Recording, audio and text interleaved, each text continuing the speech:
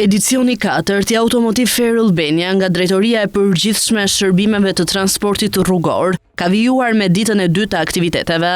Kjo e premte ju kushtua edukimin të fëmijëve.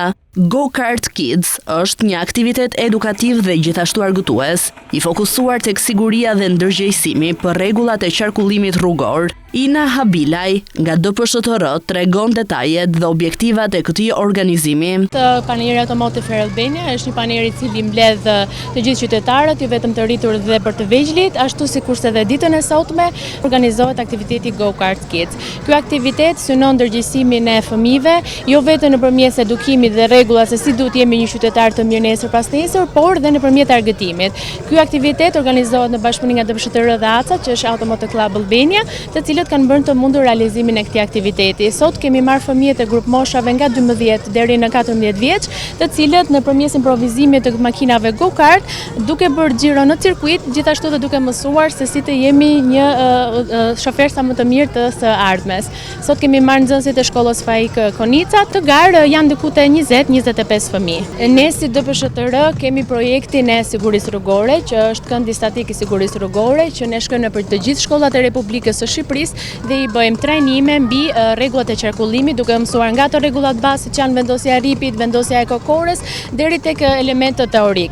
Dhe pikërisht dhe sot është një demonstrim që ne kemi bërë këtyre fëmijëve, që dhe përmes argëtimit, duke mësuar dhënia se si të jemi një drejtues në timon, ama duhet të mësuar dhe rregullat e qarkullimit, sa duhet të ecën me shpejtësi dhe si duhet të jemi në rrugë, si duhet të ecim në rrugë. Panajiri do të vijojë me aktivitete të tjera, të cilat qytetarët, të cilët kanë pasion automjetet, mund t'i ndjekin, të argëtohen dhe të ndërgjegjësohen. Një garë shumë spektakolare, e cila organizohet nga Standman Industri, janë një grup italian, të cilët duhet të themi kanë fituar 6 herë rekord Guinness World Records dhe do na bëjnë një shfaqje shumë spektakolare për grup moshat më të mëdha, por edhe për të vegjël që duhet ta shijojnë këtë si show me demonstrime dhe ndër aktivitete. Motoja e këtij panajiri është Filled by Passion, do të thonë neve duhet të kemi parasysh që pa një të shkuar nuk kemi një të ardhme.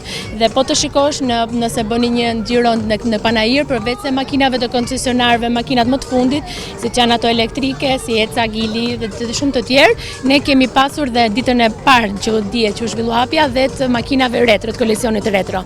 Pra kemi pasur nga shkuara, domethënë kthimi pas në kohë dhe tek makinat që janë sot në risit më të fundit dhe ato elektrike dhe hibride që janë së fundmi shumë të pëlqyera për qytetarët. Nesër do zhvillohet një aktivitet i ngjashëm, po është Best Young Driver. Best Young Driver është një konkurs për të sapo patentuarit, të cilët nëpërmjet disa improvizimeve dhe cirkuiteve do të mundsojnë që të respektojnë rregullat dhe si të jenë shofer më të mirë.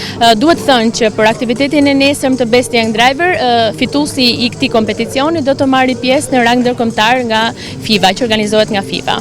Edhe interesi i qytetarëve për të ndjekur këto aktivitete ka rezultuar i lartë. Thënë që nga pamjet që pam dje dhe nga pjesëmarrësit, interesi ishte shumë i lartë, dihet që neve si qytetari kemi shumë qejf pjesën e makinave, automjeteve dhe dje ka qenë një spektakël i vërtet, mund të them një show që me pjesën e hapjes dhe çdo aktivitet ndër aktivitet që u zhvillua dje. Automotive Fair Albania u çel mbrëmjen e sejntes në ritmin e muzikës, fjalës së organizatorëve, ekspozimin e makinave retro, teknologjisë së fundit automobilave dhe do të zgjas deri mesditën e ditës së diel.